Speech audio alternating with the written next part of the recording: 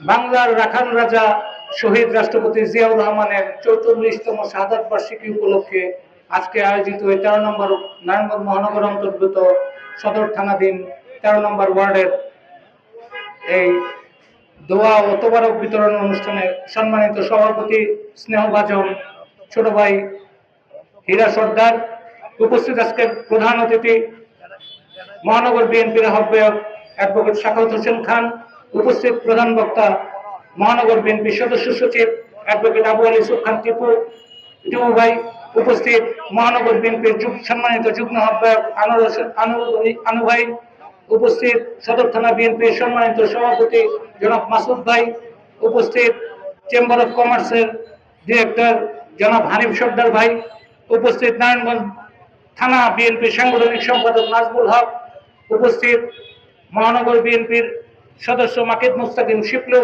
উপস্থিত মহানগর বিএনপির সদস্য ফারুক আহমেদ রিপন ভাই, উপস্থিত ১৩ নম্বর এবং ১২ নম্বর ওয়ার্ডের বিভিন্ন স্তরের অঙ্গ সংগঠন এবং মূলদলের নেতৃবৃন্দ এবং আমার সামনে উপবিষ্ট শহীদ জিয়ার আদর্শের সৈনিকেরা, আসসালামু আলাইকুম।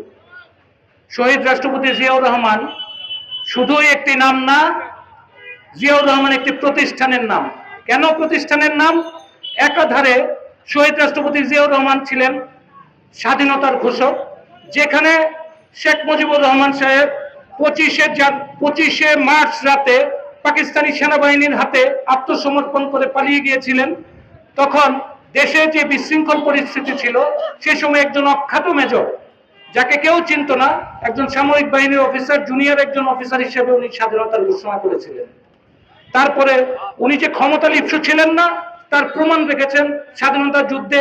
উনি জেট ফোর্সে উনি সম্মুখ রণাঙ্গনে যুদ্ধ করে উনি আবার নিজে ব্যারাকে ফিরে গিয়েছিলেন। সামরিক আইন অনুযায়ী উনি সামরিক বাহিনীর চাকরি করা শুরু করেছিলেন। উনি ক্ষমতা লিপ্সু ছিলেন না। ১৯৭৫ সনের পট পরিবর্তনের পরে দেশে যখন আবারও বিশৃঙ্খল পরিস্থিতি তৈরি হলো, তখন সিপাহী বিপ্লবের মাধ্যমে তাকে সিপাহী জনতা আবার ক্ষমতায় অধিষ্ঠিত করেছিল। উনি কিন্তু নিজে ক্ষমতায় আসতে চান নাই। পরবর্তী সময়ে দেশে বিভিন্ন ধরনের ওনার স্বল্প সময়, ক্ষমজন্য পুরুষ আমরা ওনাকে বলি, স্বল্প সময়ে ওনার ৩.৫ বছরের শাসনামলে উনি যে কার্যক্রমগুলি করে গিয়েছেন, সেগুলি স্বর্ণাক্ষরে বাংলাদেশের ইতিহাসে লেখা থাকবে। আজকে বাংলাদেশে গার্মেন্টস সেক্টর যে এত প্রসারিত হয়েছে, এই গার্মেন্টসের নগরী আজকে নারায়ণগঞ্জ এই নগরী হয়েছে, এই গার্মেন্টসের প্রসার ঘটিয়েছিলেন শহীদ রাষ্ট্রপতি জিয়াউর রহমান। আজকে যে প্রবাসীদের টাকায় বাংলাদেশের অর্থনীতি সচল, সেই প্রবাসীদের বিদেশে যাওয়ার, মধ্যপ্রাচ্য সহ দেশগুলিতে বিদেশে লোক পাঠিয়ে উনি শ্রমবাজার সম্প্রসারিত করে বাংলাদেশের অর্থনীতি সমৃদ্ধ করেছিলেন। এছাড়া উনি যে বহুদলীয় গণতন্ত্রের প্রবক্তা বলা হয়, কেন বলা হয় ওনাকে? উনি কিন্তু ১৯৭৫ সনে বাকশালের মাধ্যমে যখন শেখ মুজিবুর রহমান সাহেব সকল রাজনৈতিক দল নিষিদ্ধ করেছিলেন, আওয়ামী লীগ সহ, সেই দলগুলিকে কিন্তু আবার উনি ক্ষমতায় এসে পুনরায় রাজনীতি করার সুযোগ করে দিয়েছিলেন। বাংলাদেশ আওয়ামী লীগও পুনর্জন্ম লাভ করেছিল শহীদ রাষ্ট্রপতি জিয়াউর রহমানের হাত ধরে। তো এই ক্ষণজন্মা পুরুষকে নিয়ে বলতে গেলে সারাদিন যাবে। অনেক বক্তারা অপেক্ষা করছেন, আমাদের সিনিয়র বক্তারা আরো বক্তব্য দিবেন।